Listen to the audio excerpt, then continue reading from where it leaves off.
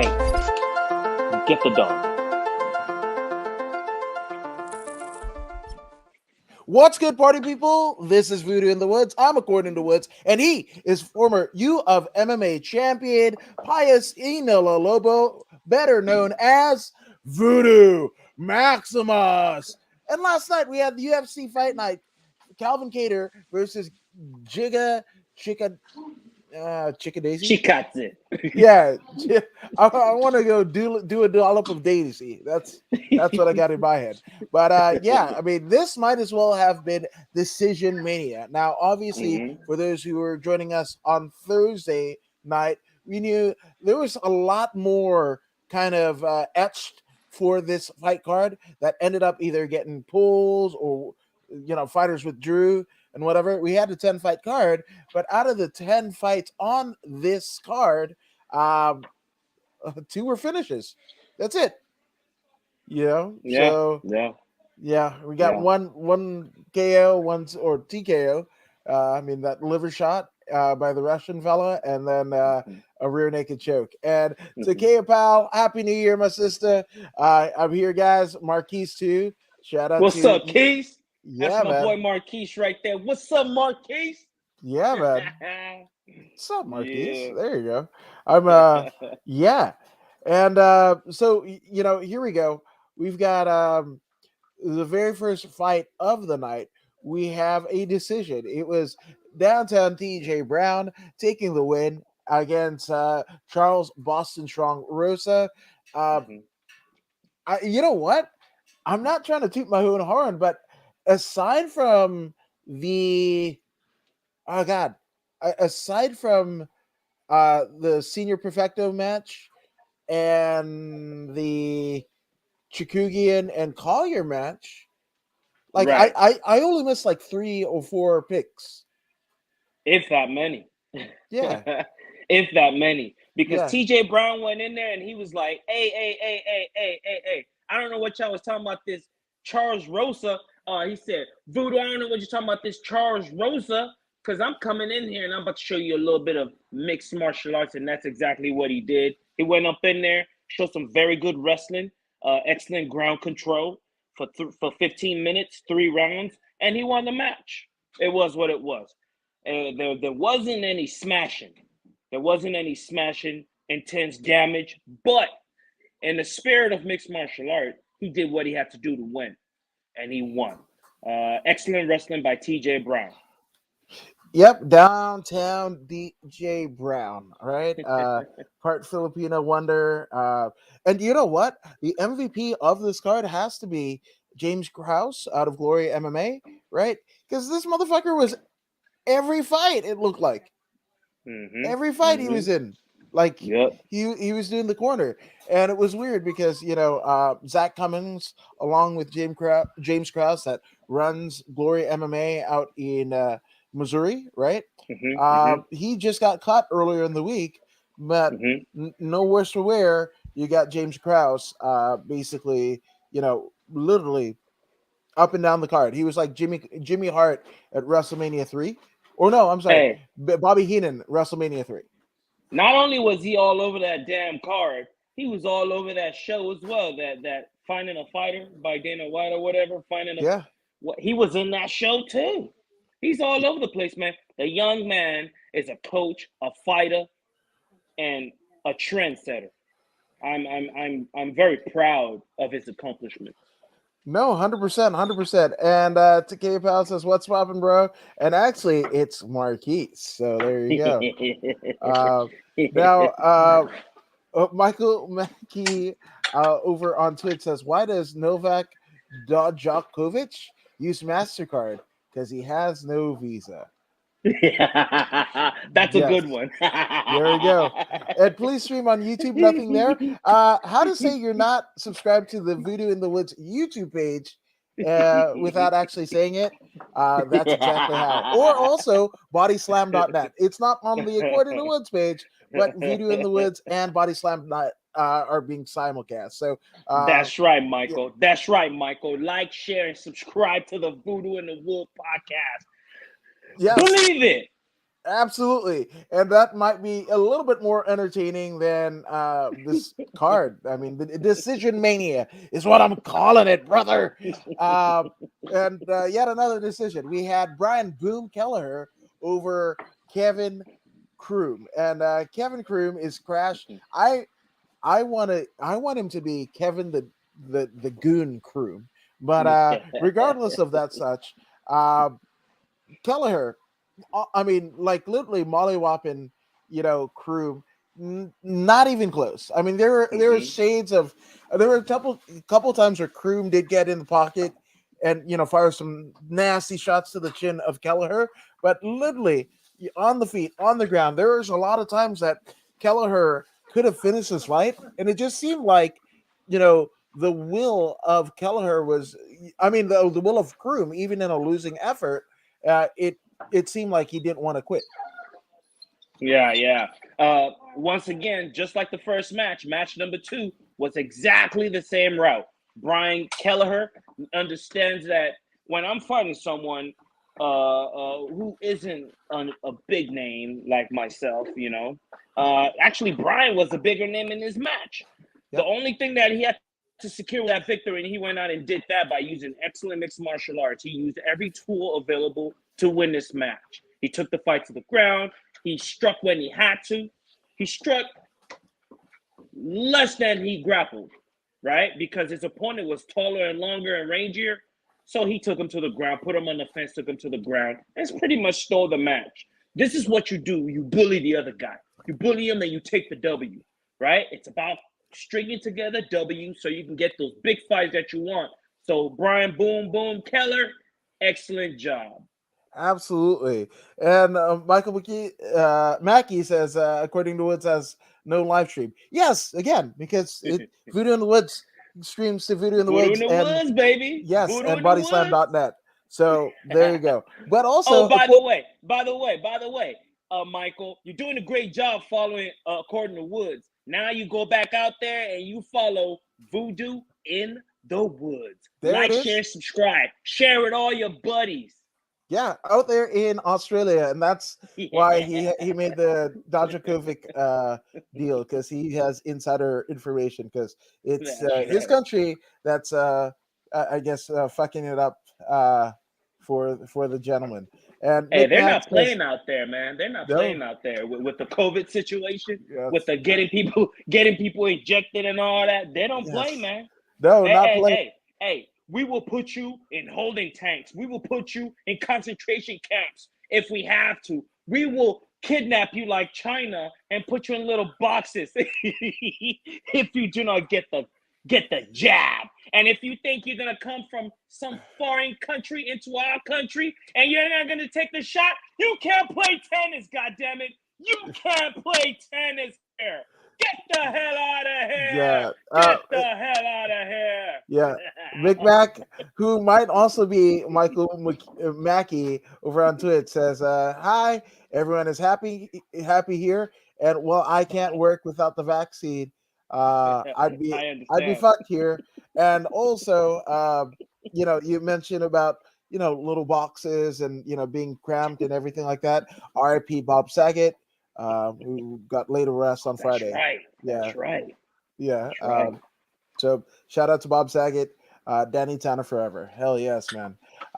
So this one's for you, Bob. Yeah, straight So up. with that all being said, Court McGee beating and basically taking the wins away from Ramiz Baramaj in terms of the UFC. In the UFC, Baramaj had been undefeated up until he faced a tough and durable Court McKee, uh, Mm-hmm. who Ultimate Fighter alumnus, a Ultimate Fighter winner, but took a long sabbatical away from the cage because of injury. He was. I mean, he fought a couple times in uh, 2000. I mean, obviously, this is somebody who has been in it uh, pretty much since Jesus Christ. Yeah, Ultimate Fighter finale 2007, was way back something in like that. 2010. 2010. 10. Okay. Yeah, 2010.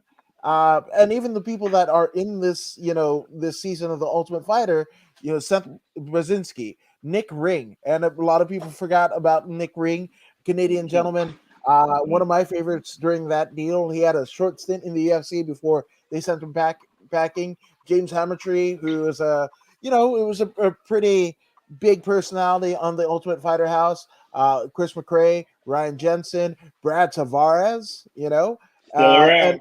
right, and in there with Josh Neer, beat Bobby Jensen. Knuckles, Robert Whitaker, right? Hmm. He's been in there with some of the best that the division has to offer, but took a little bit of sabbatical after the Ryan Flair fight from 2013 to 2015, right? And then fought a couple times, and was actually 0-3 in recent times against Diego Lima, Sean Brady, and Carlos Condit, respectively, right? And his match with Condit, a little bit of a legends match because both were coming back to the UFC after long sabbaticals, right? But losing that, they gave him one more shot against Claudio Silva, wins that one, and then Hmm. takes the victory away from Ramirez for the Hmm. first time in his UFC career. Talk about Hmm. Court McGee. Hey, Court McGee, man. Hey, all you have to do is give that dude one more chance, and he's gonna string together some wins. You know. Excuse me. What we have here is a situation where we have old Court McGee. He's gonna be the stepping stone to this young Ramirez, and Court McGee says, I'm not ready to give this up yet. I am a UFC veteran. I'm still waiting for that $1 million bonus, which ain't never coming, by the way. But he still has something to prove, and he still has children that needs to be fed. So he's gonna go out there and do whatever he has to do to win. And the performance of Court McGee on this very day was phenomenal. He struck very well. His grappling was phenomenal. His fence work was phenomenal. Everything he did was just perfect. He out grappled the grappler. He almost submitted the grappler. If he had one more round, he would have got the finish, and it would have been beautiful. Not just that, right? We basically have the best version physically of Court McGee. Court McGee, Hmm. I mean, kind of repping Utah and going into Colorado at the elevation fight team, or actually I take that back. It's the pit fight team, the pit elevation fight team, what have you. But that motherfucker looked like a Rocky Mountain. He looked like Hmm. just yoked up, and Hmm. he almost Hmm. looked like obviously that weight class's version of Shane Carwin, the Yeah, former yeah. UFC interim champion that hailed from the same region, right, in Hmm. Colorado, still Hmm. calls that home. But Hmm. yeah, man, Court McGee, fuck, man, like I almost want him just to fucking, much like OG Bobby Green and a Hmm. couple other guys, right? Hmm. That just Hmm. fucking, everybody. I know it's your deal to want to be fucking champion or in contention or whatever, but like I almost wish everybody fucking stepped aside and let's see Court McGee against the champ and the one that who's it, Usman? Fuck it, let's Hmm. do it. Fuck it. And he's gonna, yeah, he definitely has earned it. I mean, in over 10 years in the UFC, that alone should qualify him for an opportunity like that. But then we have a Leon Edwards who has 10 fights strung together. Yeah, that's true. Another one who's well deserving. So Court McGee, hang in there, keep winning, keep winning. I don't care how razor thin the wins are; it does not matter. Just keep stringing them together. You know what I'm saying? By the time you get to 4 or 5, they'll look at you in that manner. They will start looking at you as in someone who is worthy of being what do you call the people that sit on the sideline? An Yeah, alternate. I You was know what I gonna say mean? bench So warmer. yeah, bench warmer, alternate. Yeah, you know what we're talking about. Court McGee, he is eligible. He is eligible and quite worthy of that kind of position.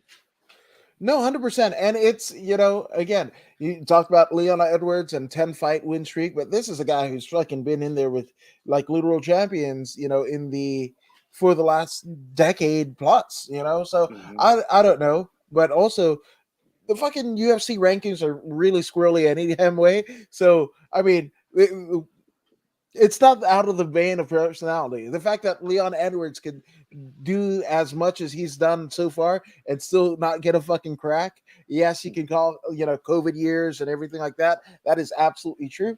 But I'm just saying it's weird. It's weird. But also weird is the fucking mirror match that we had in fight number 4. We had Yeah. Jamie Pickett against Joseph Holmes, and they both were braided and had shit in their hair. But the Night Wolf, Jamie Pickett, coming away with the win, unanimous decision. It was the Night Wolf against the Ugly Man, and I'm not making this shit up.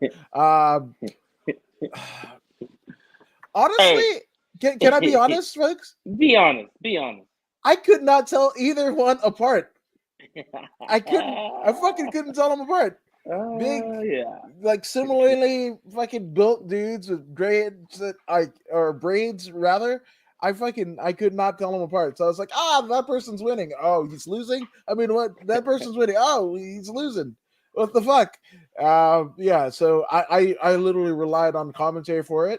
McMac also said Adam wants an exhibition match with you, and Adam said an offline before you couldn't fight yourself out of a wet paper bag. That supposedly I said, according to McMac in Australia, that doesn't want Dirk Nowinski with a visa or something, right? Novocaine,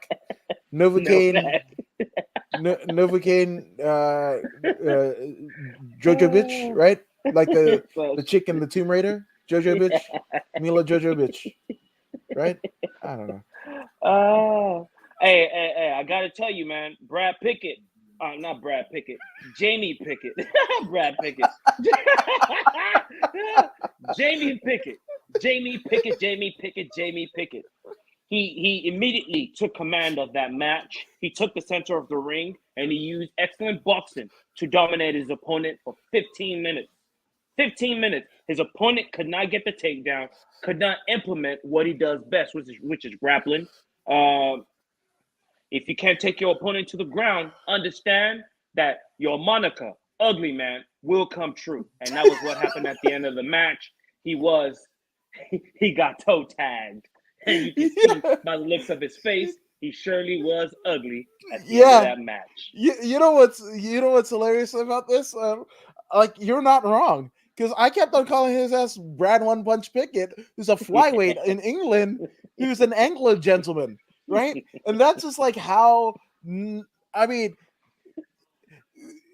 it was very hard, right, to kind of fucking tell them apart or to separate. The fact that you look like the other guy you're fighting. It reminded me of Combate, where Heber Castillo fought Heinrich Wassemer, right? And those two look the same. They look the fucking same, right? And I was like, I fucking don't know. Same hairstyle, same whatever.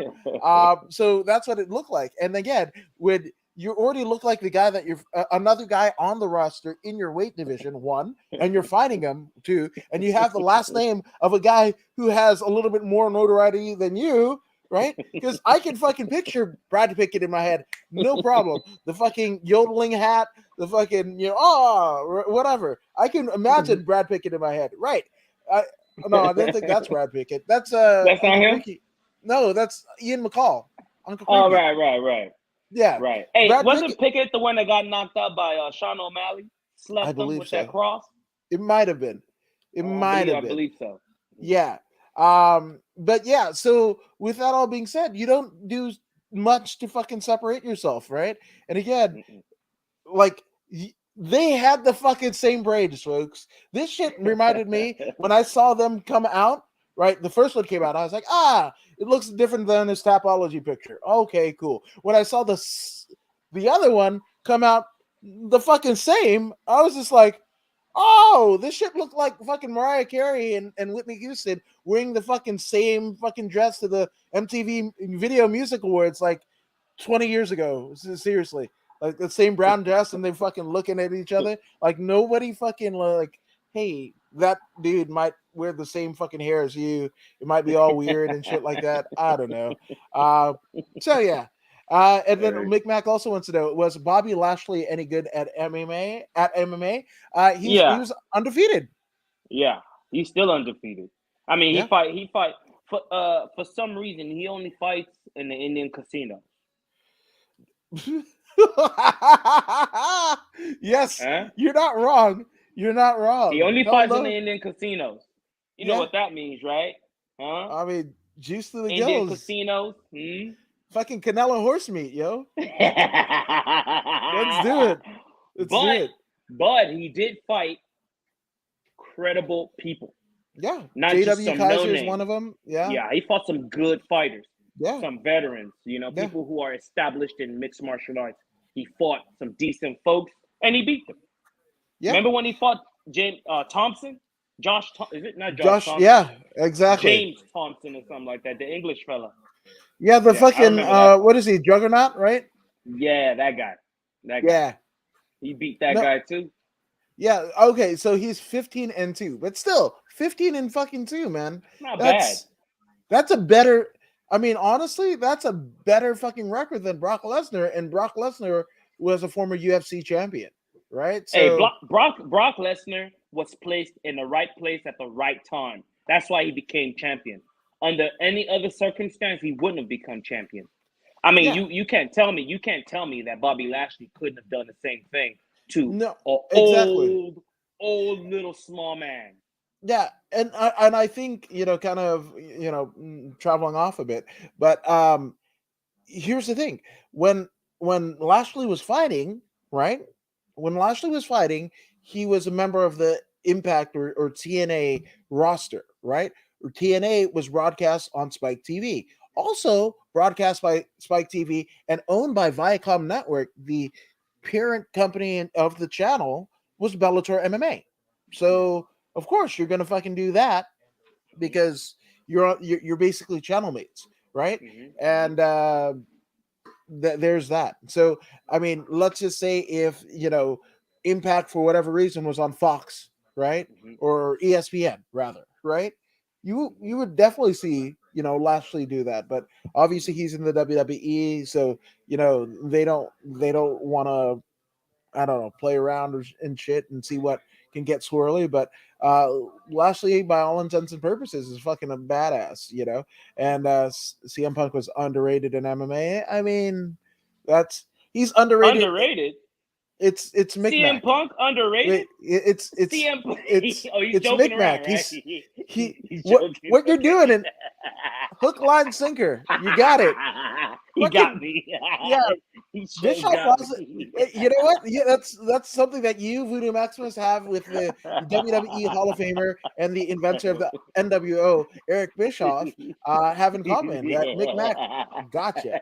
So shout out to Micmac in Australia, man. Hope the tsunami and shit doesn't get you all tsunamied out. There you go. Hey, I would have taken that CM Punk fight, man. Too easy.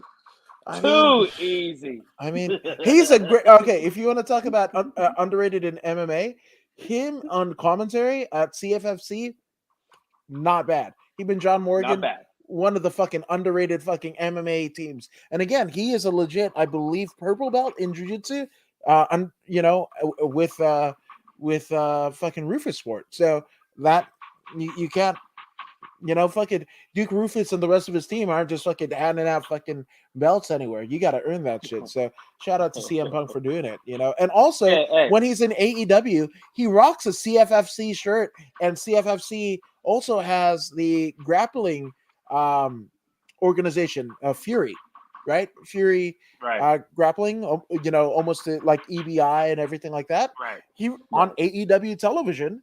Right, I'm wearing an AEW Ruby Soho shirt, but on AEW television, which theoretically has more eyeballs on it than any one thing on UFC Fight Pass. So the fact that he gets to rock UFC Fight Pass gear on AEW television, man, right on.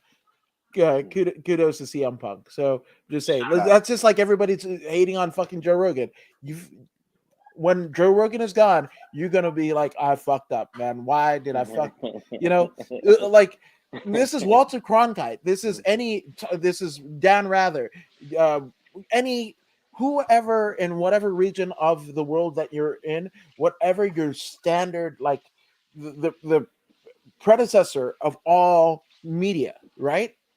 You know, basically doing cage fighting, right? Like Rogan, yeah, I mean, he's not the first podcaster, but he is the most notable that gets fucking better views and better downloads at any major mainstream news media, left, Yeah. right, center, right?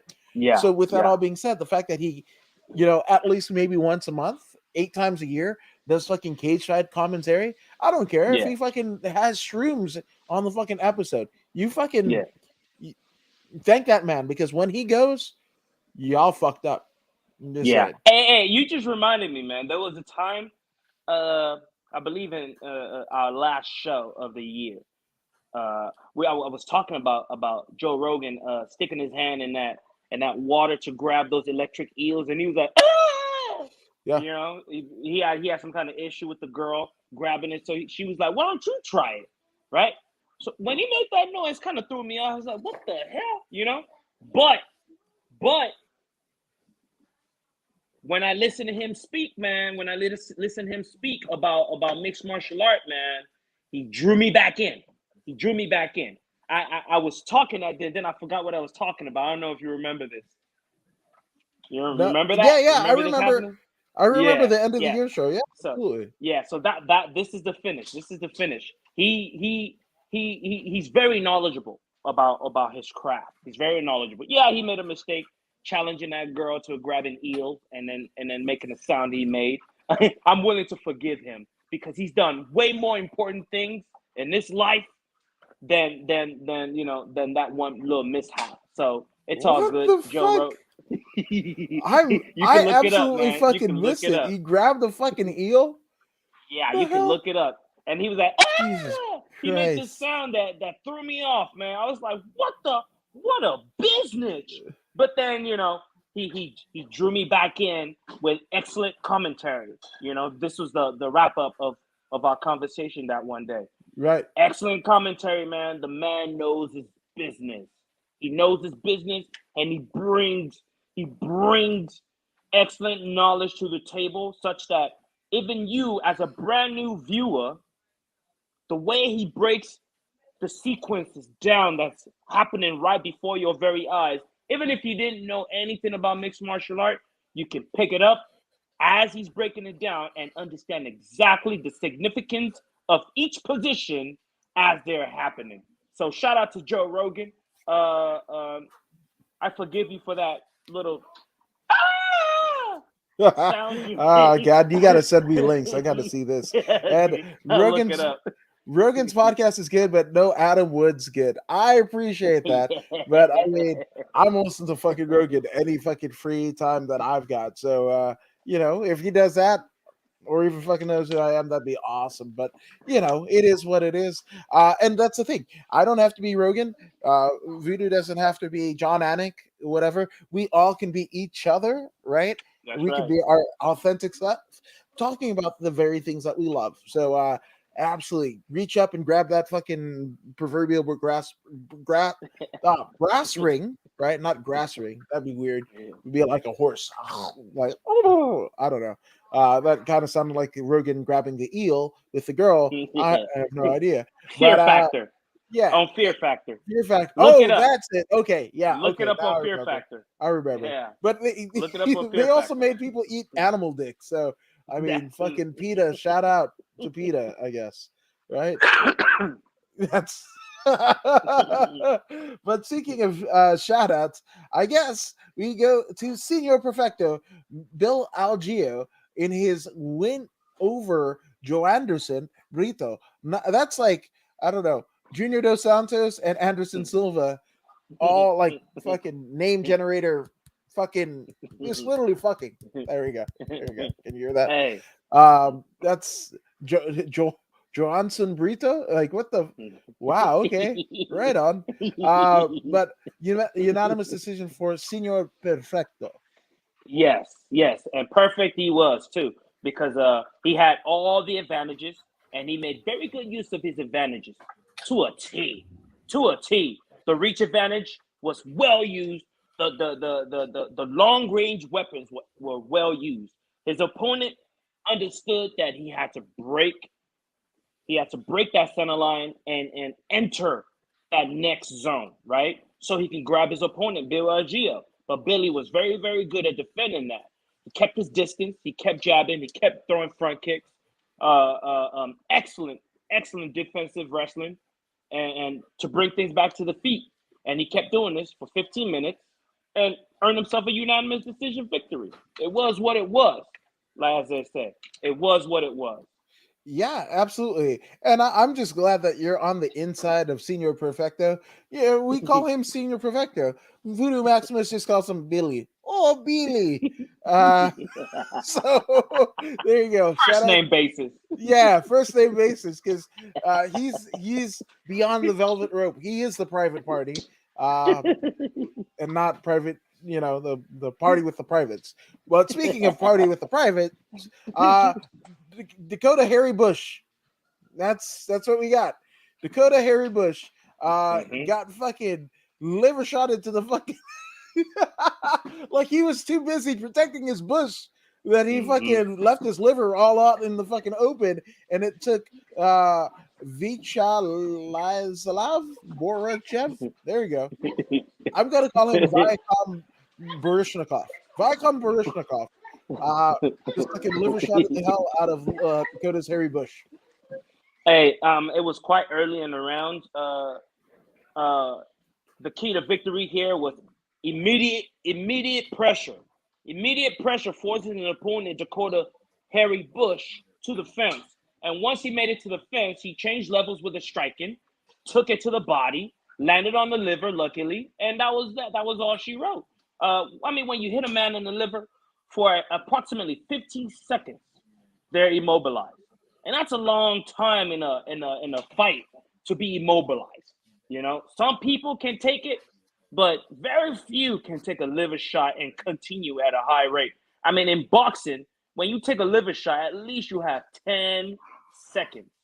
And those 10 seconds vary depending on referee.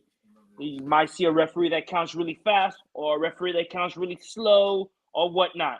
In mixed martial arts, you get hit in the liver, the fight must go on and you keep getting smashed. And he smashed his opponent into submission.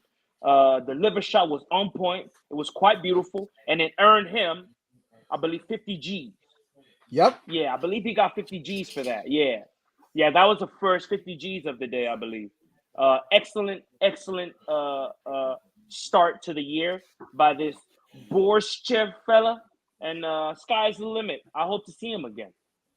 Absolutely. I guess shout out to Mother Russia, because he definitely the Russian can. I don't know the official name for it, but shout out to the fancy footwork of Viacom Baryshnikov is what I got. But what we also have is the only female women's MMA fight of the night. We had the blonde fighter, Caitlin Chikadze, against Jennifer Maia. I had Maia, basically beating the tar out of Caitlin Chikadze, and nothing about I'm not. It's not that I don't like Caitlin. I just didn't know who she was until literally beginning of 2021, and she had been in the UFC at least 2 to 4 years prior to that. Yeah, I mean, she's been in the UFC, God, since 2016. Right? Yes. So Yes, she I mean, has. I could not. I mean, prior to 2021, I could not tell Caitlin Chikadze from anyone else. And that's not. I wasn't aware, right? But she is somebody who has, you know, after not knowing who she was at the beginning of last year, I mean, she has a YouTube channel. She's sponsored. This, Caitlin Chikadze is somebody who, if you're an aspiring fighter, male or female, and want to know how to leverage your notoriety into doing something plausible, right, and something that will financially benefit not only yourself, your brand, and your family. I mean, Caitlin Chikadze is the prime example of of doing it. Like her social media game is on point. Her when she's not fighting, she's tweeting, she's doing stuff. She has her YouTube channel. She has sponsors. Like it's she has a cooking show on her YouTube channel that even if you don't know her as a fighter, well, if you're a foodie, you can jump all over. Like the prerequisite, you don't have to be an MMA fan to view her content. So shout out to Mm-hmm. her. And even more so, like this win over Jennifer Maia. I mean, again, I had Jennifer Maia to win. There was, I mean, literally, and you saw it in the post fight interview. Um, Caitlin, who had her husband, who's a pretty astute wrestler, help her with this training camp. And I mean, the punches, the getting in and out of dangerous situations, the slips. She basically drew blood on Jennifer Maia rather, a litany of times. She was quick to the punch. There were a couple glimmers of success from Jennifer Maia, but like it wasn't enough. I mean, if you're gonna let's just say you did a minute by minute analysis of it, 13 minutes of the fight was Caitlin Chikadze. 2 minutes was Jennifer Maia. Mm-hmm. I'm not mad at that. I'm not mad at that. I'm not mad at that assessment. I'm not mad at those numbers. She was extremely dominant. She was a taller person. She had all the reach advantage. Very good jiu-jitsu. So does her opponent. Excellent striking. So was her opponent. But one thing that she did was she utilized her strengths. She utilized her strength. Those straight punches and those snapping kicks, oh, so beautiful they were. Oh, so beautiful. Oh, so beautiful.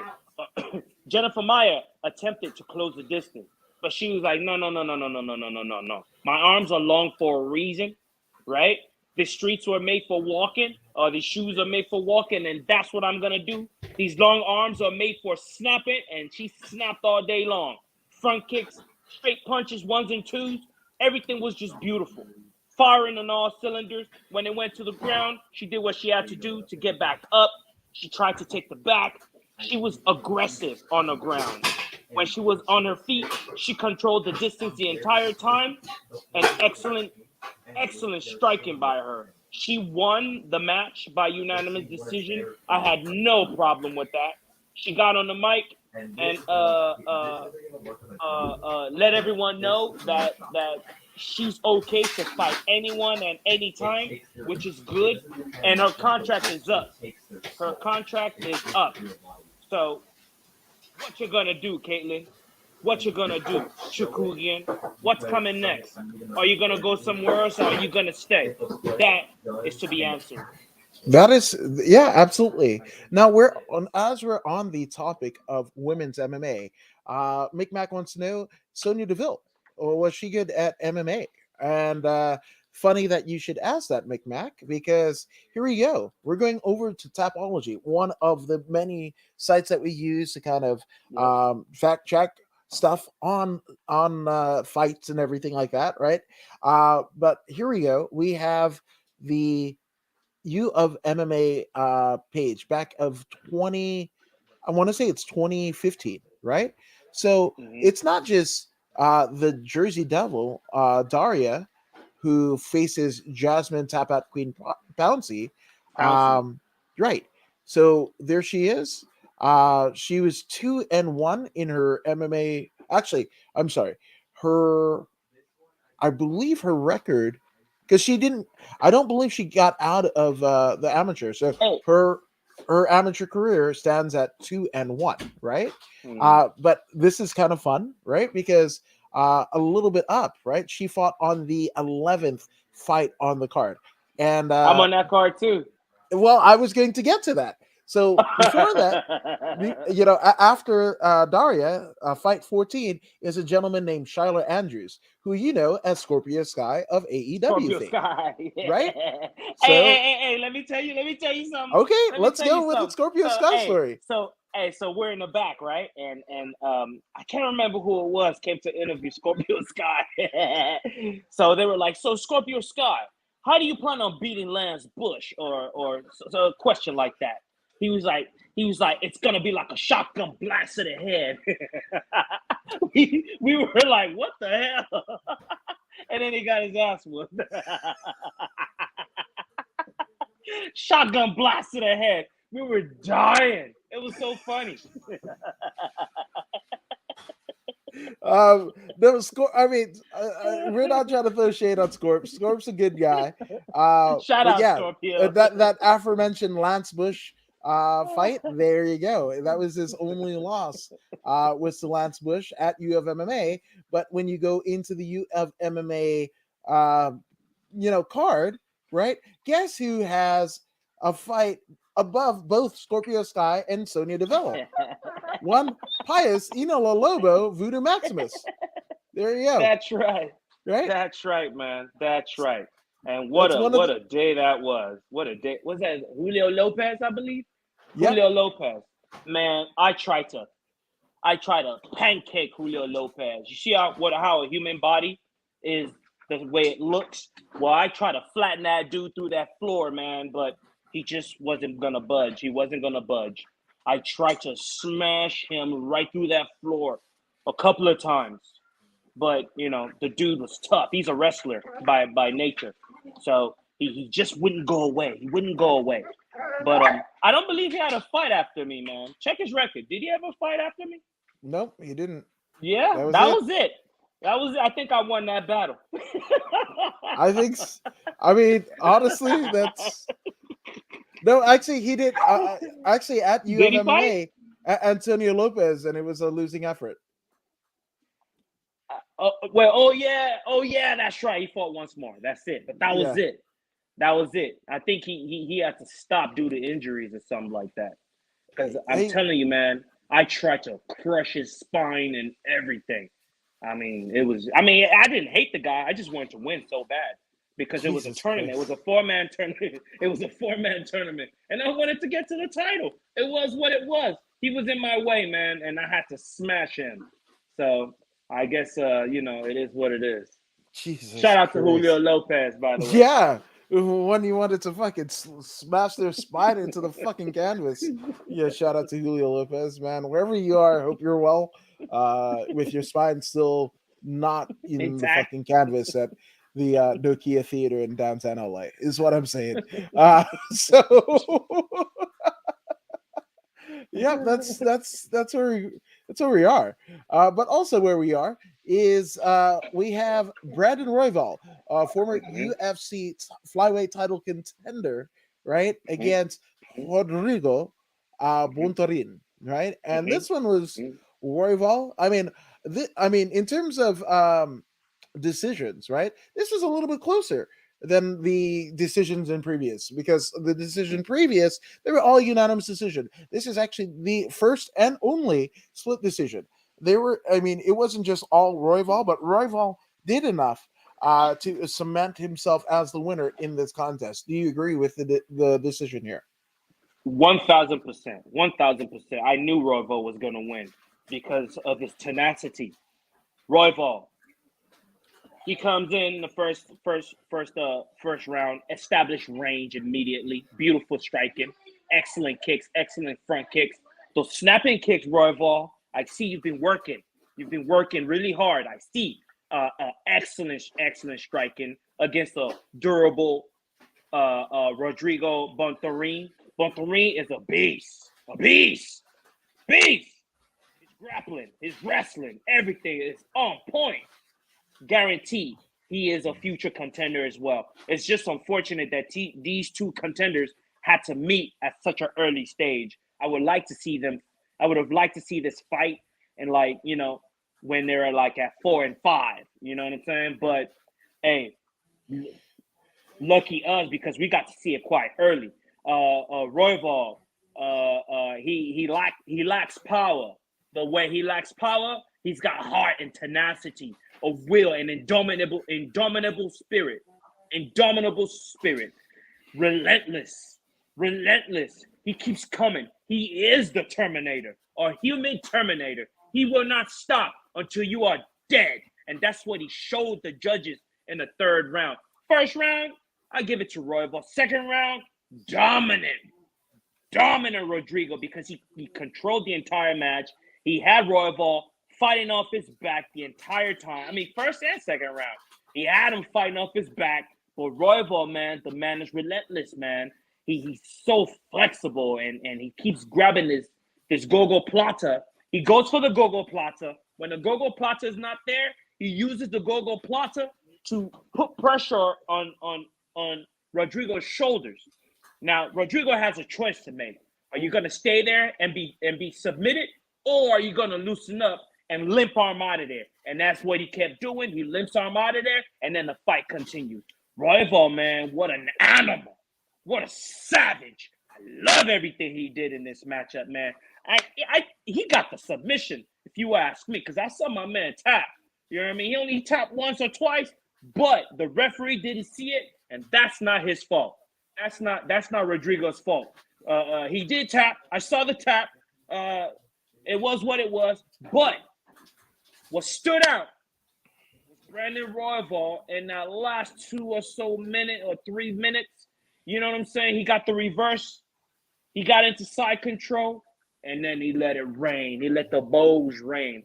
Throw them bows, like Ludacris will say. He let those bows rain, man. He finished that match in a dominant fashion, such that if this was reality, Rodrigo was on his way to death because Royval was not slowing down. None whatsoever. Now, let me tell you something, Brandon Royval. After your match, you jumped on the mic and you started apologizing. At first, I thought to myself, what's he apologizing for? What's he apologizing for? Right? But I'm going to give you advice from an older fella to a young fella, Brandon Royval. You did absolutely nothing wrong, my brother. You did nothing wrong. Everything you did was perfect.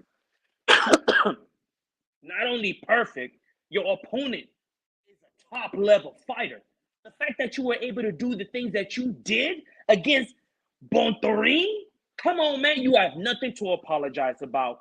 You went for the kill for 15 minutes. If it was a 25-minute match, I believe you would have won because your stock continued to rise the entire match. Yeah, he clipped you a couple of times. Hey, man, you're going to get clipped when you are a seek and destroy type fella.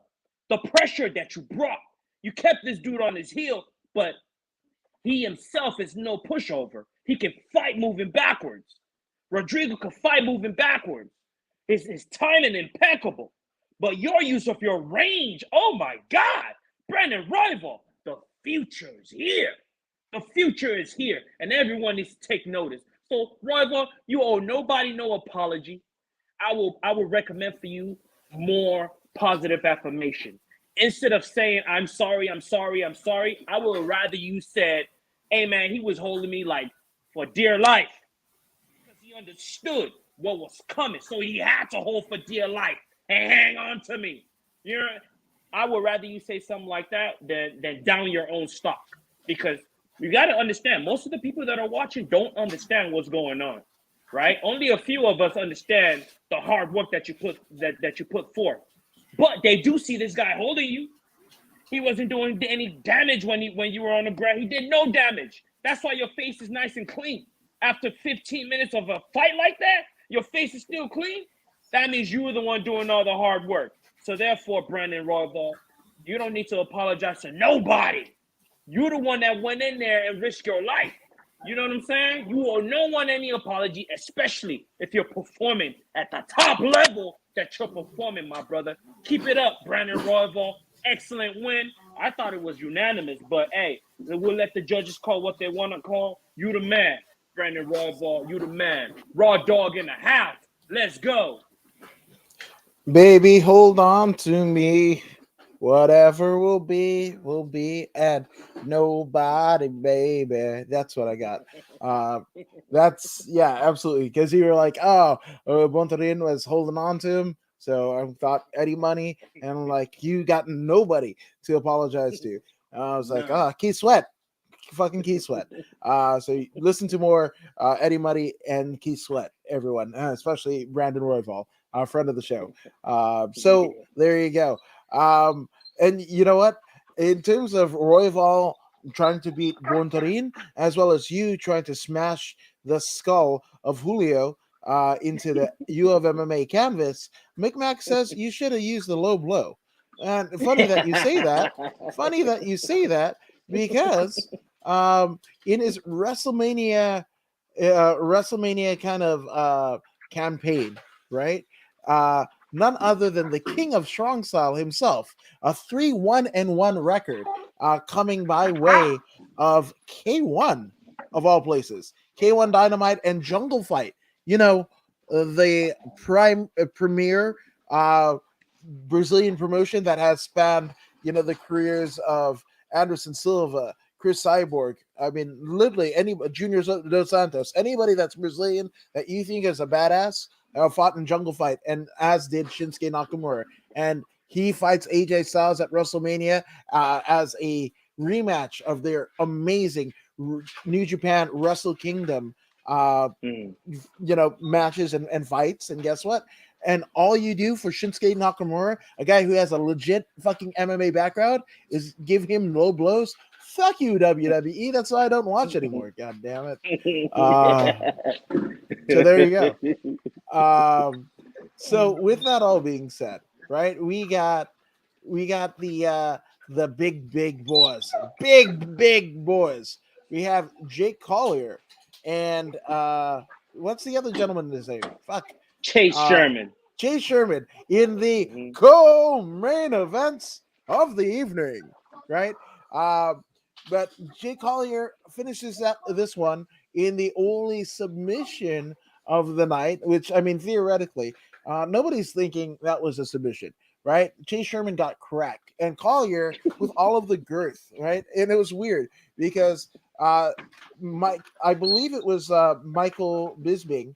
Shout out to the UFC Hall of Famer Michael the Count Bisping, former UFC champion. But he was talking about how Chase Sherman started out as a middleweight and then went up to heavyweight.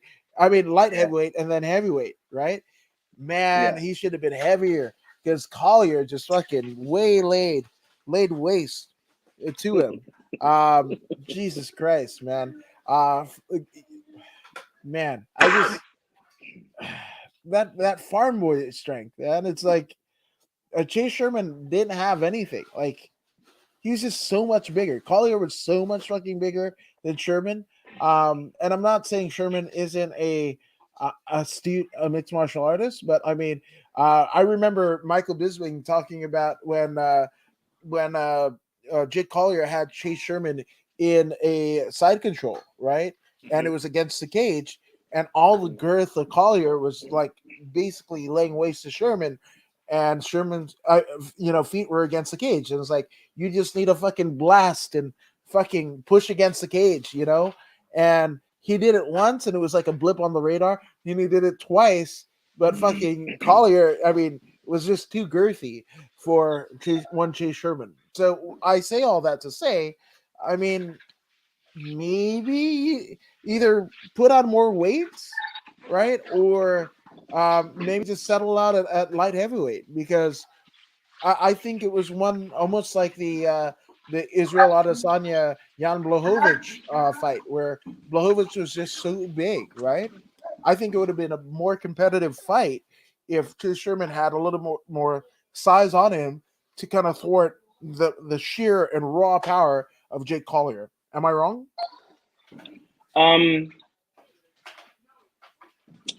You're giving Mr. Sherman way more credit than he deserves, and that's just the bottom line. Chase Sherman, I've come to the conclusion after what I saw last night. I've come to the conclusion that he is not UFC material. He doesn't have what it takes to survive in these shark-infested waters. Jake Collier, on the other hand, is a well-balanced mixed martial artist, as he showed you. The match started boxing. You want to box? Let's box. You want to box? Let's wrestle. You want to box? Let's box. They box. Jake Collier was better. You want to kick? Let's kick. Jake Collier was better. Collier's like, you know what, man? This dude's an amateur. I'm not gonna waste any more of my time on this fella. I'm not gonna risk getting injuring my hand on this dude. No. If he throws another kick, I'm gonna catch it and take him down. And that was exactly what he did. He caught the left kick. He caught the left kick, pushed him to the ground, took the side control, like you said. Eventually, taking mount, dropped some beautiful elbows, surfed his opponent. He grounded and pounded his opponent so much that his opponent didn't like it, so he wanted to turn. So what do when you have an opponent who wants to turn their back, who wants to volunteer their back? You let them. You give them the space. You give them enough rope to hang themselves. So Mr. Chase Sherman turns around. He sinks his hook in. Collier did, and he took the neck. It was that simple. This is how the blueprint to finishing folks. When you have full mount, you smash the face in with punches and elbows. When they don't like that anymore, they're gonna turn their back. And when they do, you sink that right in there, and so be it. The rear naked choke was sunken in. You tapped them, you finished them, and then we have Justin Tafa talking about, yo, I want to be next. Jake Collier being the Don that he is, Don Collier, right? He went in there and he was like, yo, I'll take that match. Granted, you, fat boy, granted, you can make the weight. I like that. Yeah, there was a lot of jib jab in this one too. And I mean, you're not wrong about Sherman, or as Mick Mac likes to say, the Shermanator. There you go.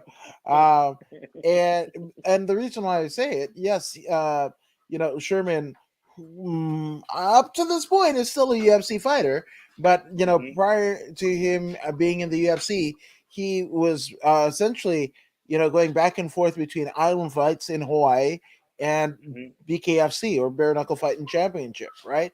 And with Island, I mean, and this is his second run with the promotion, right? You got to remember, this is somebody who was in the UFC for a long stint from 2016 all the way up into 2018, where he loses to Augusto Sakai, and then it basically does island fights, wins over Frank Tate, Jeremy May, and then goes to BKFC, draw to Shoemaker and Rashawn Jackson, and then the wins over Arnold Adams in BKFC, and then losing to BKFC heavyweight champion, the Mexicutioner, Joey Beltran.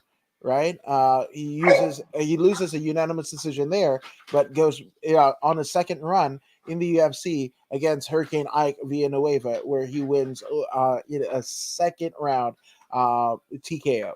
So yeah, this might be the Vanilla Gorilla's last sabbatical in the UFC. Last stat, going 1-3 in the second round with the promotion.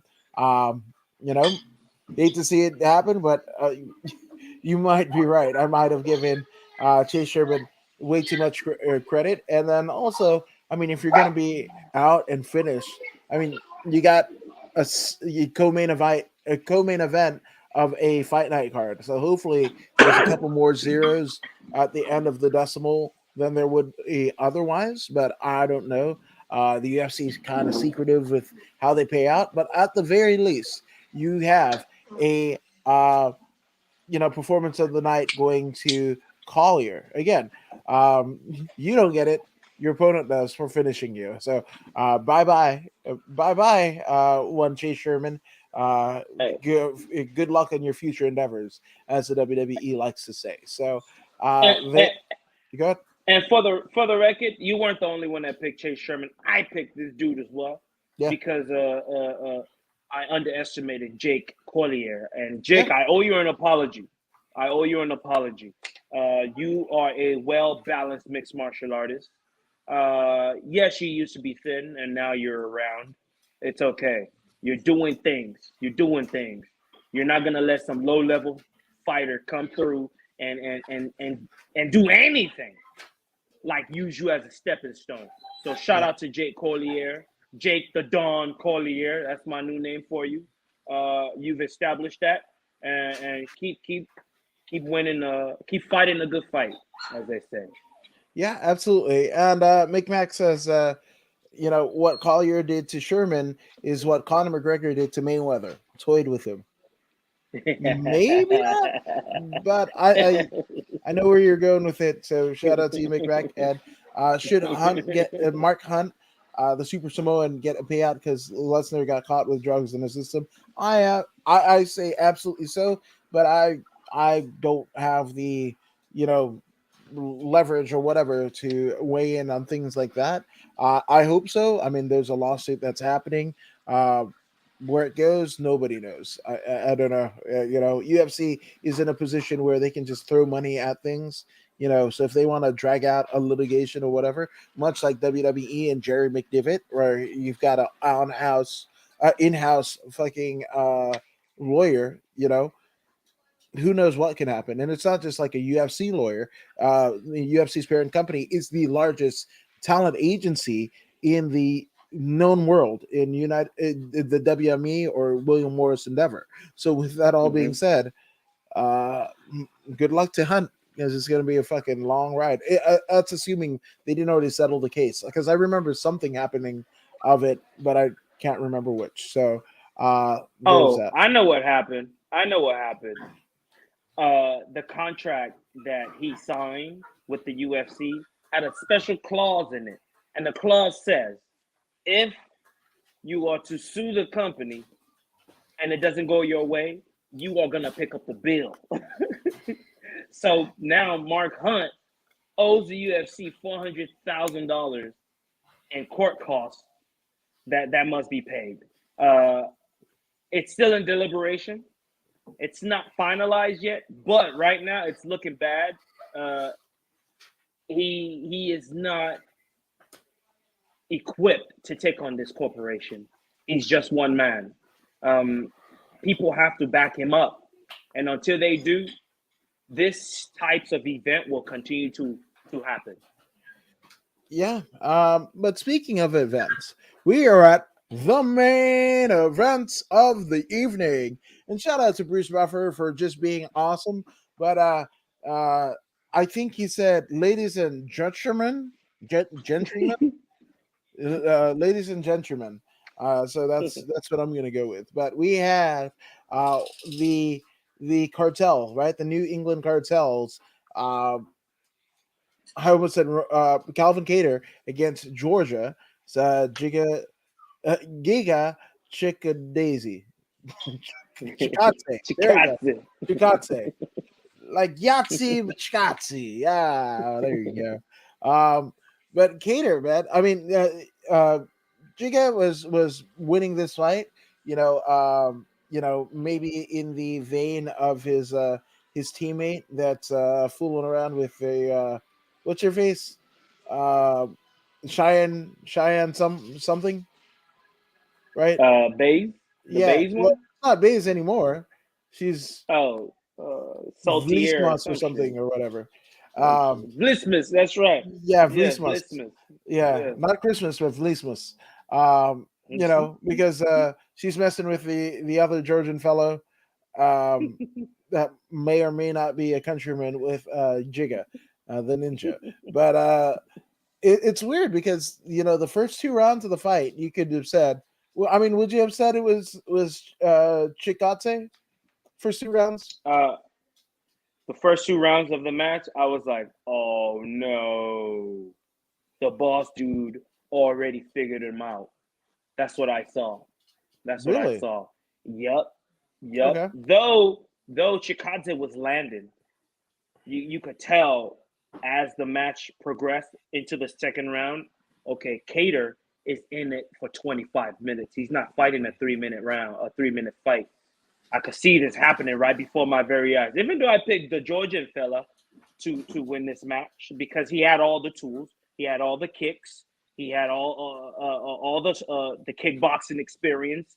Uh, Allegedly, on paper, he was the more equipped striking wise. But sometimes it's not about striking. It's not just about the specific type of striking. Sometimes it's about that internal fortitude. like Mick Foley will say, internal fortitude. Calvin Kattar brought that forth. He brought that forth. Since we saw him last fighting Max Holloway a year ago, he came back and he delivered a beautiful, beautiful destruction. He took some shots in the beginning, but he was never relentless in his pursuit of happiness. He kept cutting them off. He kept pressing them. He kept pushing them back. And what happens when you do this to a fella? You take away his kicks. You take away his kicks. Jigga never got set. Never got set. Yes, he moved around, which limited the amount of damage he took. He took some damage, but trust me, it could have been a whole lot worse.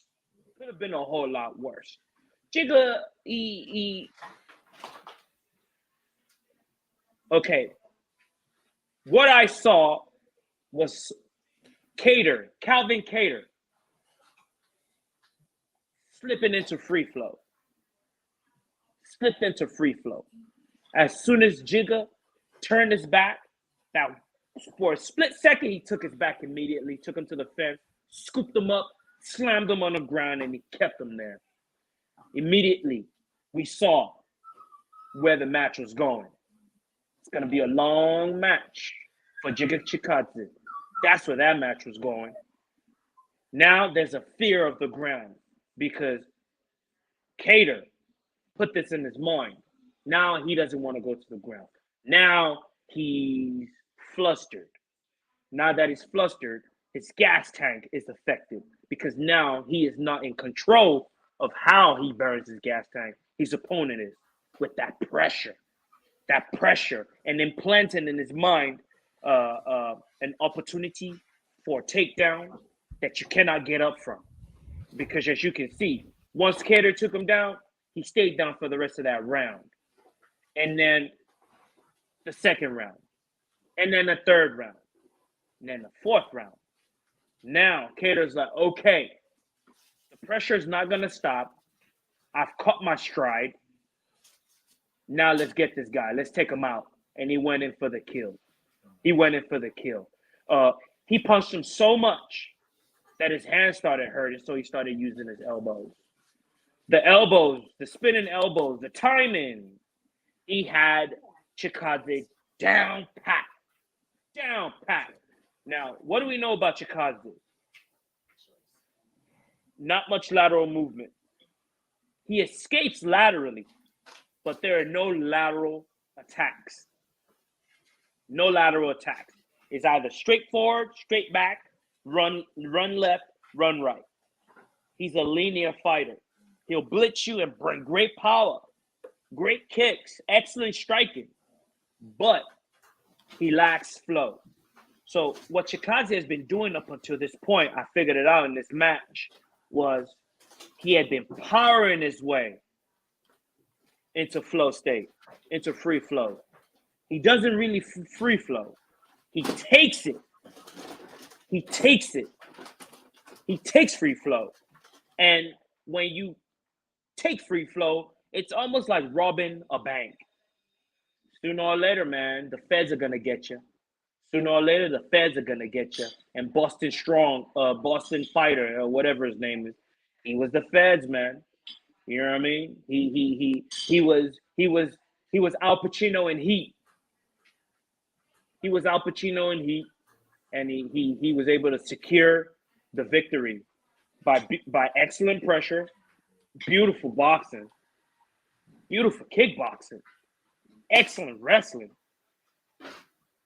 What we saw was Calvin Kattar accessing free flow through any means possible. He was flowing so well that he used all tools in regards to mixed martial arts to win this match. And he looked phenomenal as he did it. Shout out to Calvin Kattar. Welcome back. Now, I will tell you this. What Calvin Kattar did to Jigga Chikadze, I don't think he can do to Yair Rodriguez. I just don't think so.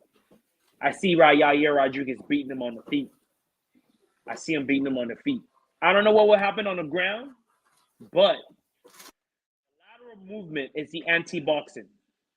If you can attack laterally with your strikes, then you have something coming. But Chikadze was unable to do this, which was his greatest Achilles heel in this matchup. Kattar was able to cut him off, and when he escaped laterally, there was no counter in the lateral realm, and that's a huge hole when you fight someone as knowledgeable as Calvin Kattar. Uh, when he fought Max Holloway, if you go back and watch that match, every time Max Holloway escaped laterally, there was some kind of offense in that lateral state. So Chikadze, go back to the drawing board, figure it out. Gotta loosen up a bit more. There's a tension. There's a tension to your method, and I don't know. Maybe meditation will help you. Maybe meditation will help you. But he's capable of reaching free flow. He's capable. But will he get there? It's all in here. It's it's all in here. It's all in here. Uh McMax says cost Australia 1 million.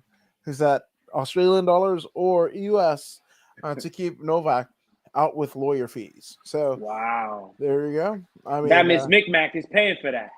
yeah. Sorry, McMac. You're paying for the McMac is paying for the Novak, not to get the Vax. Oh, there's a like a 1980s 16 bars right there. Uh, but yeah, so that is the UFC's very first fight of the fight card of 2022. There's a lot of interesting things shaping up. The LFA is back at it again next Friday night to basically have their first fight card of the year. The fight season is essentially starting right now. And then obviously UFC 270, Ngannou versus Ngan, and the rematch of Davidson Figueiredo, the former UFC flyweight champion, against one Brandon the Assassin Baby Moreno, right? Hmm. The current Hmm. UFC flyweight champion. It is going to be amazing, and I just realized that this is going down in right down the road in Anaheim. So it's a local show for us. I'm not Yep. doing. Me Um, neither. yeah, yeah, I'm good. And not to say that the card is bad or whatever. You know, sometimes viewing a UFC is actually better at home because you get the commentary, you get Rogan, you get all of that stuff in your ear. Where in the live crowd, you really don't. You're Hmm. essentially a glorified seat filler, and you're paying Hmm. top dollar for that ticket. So To sit the in the holidays are rafters. tough, huh? Top dollars to sit in the rafters. I can't do Pretty that. much, yeah, absolutely. But that doesn't mean that there aren't exciting matches in this card. We actually get a couple of local mainstays, and I say local in the Southern California region, fighters that have either been in the California fight scene or at the very least trained.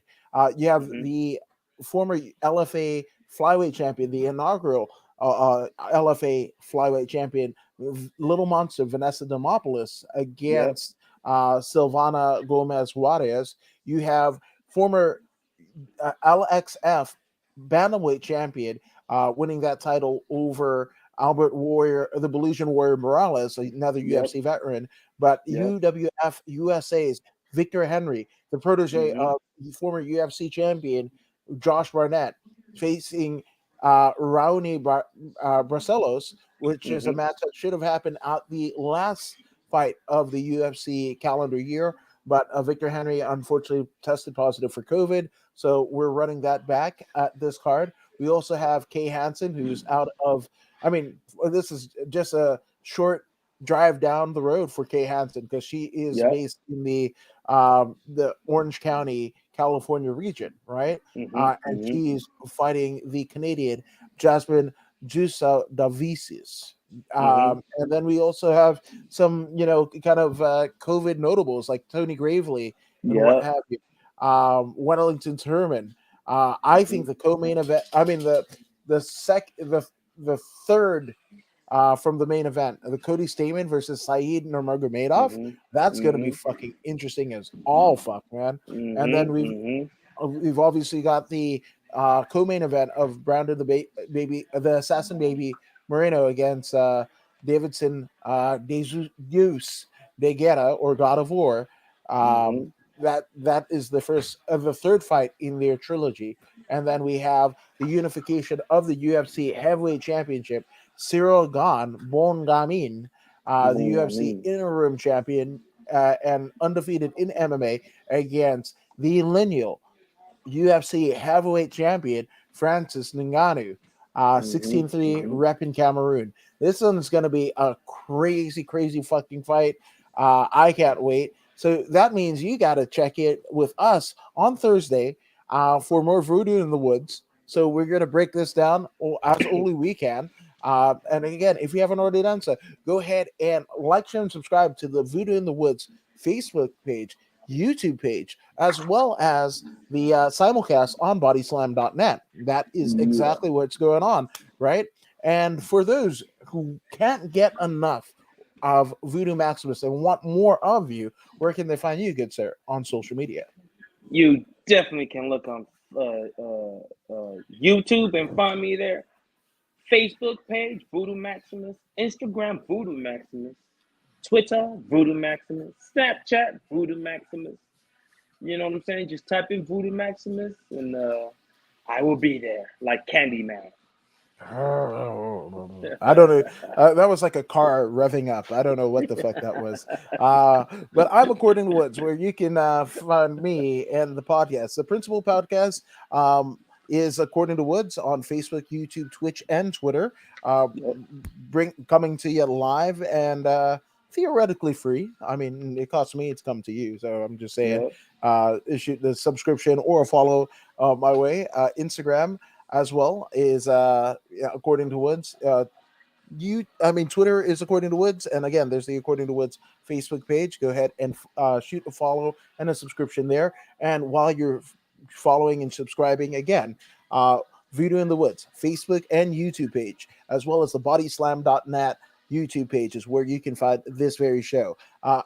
And especially in the Body Slam universe, there's a litany of amazing shows. So we've got WWE and AEW fight predictions. We've got the Roundtable Pro Wrestling Podcast. There's so much that is coming to you, and this very show is one of the many things. So go ahead and shoot that subscription over. But this is it. We will see you next week. Actually, this coming week. Thursday night at 11 p.m. Pacific Standard Time for more Voodoo in the Woods as we take on UFC 270. Bam!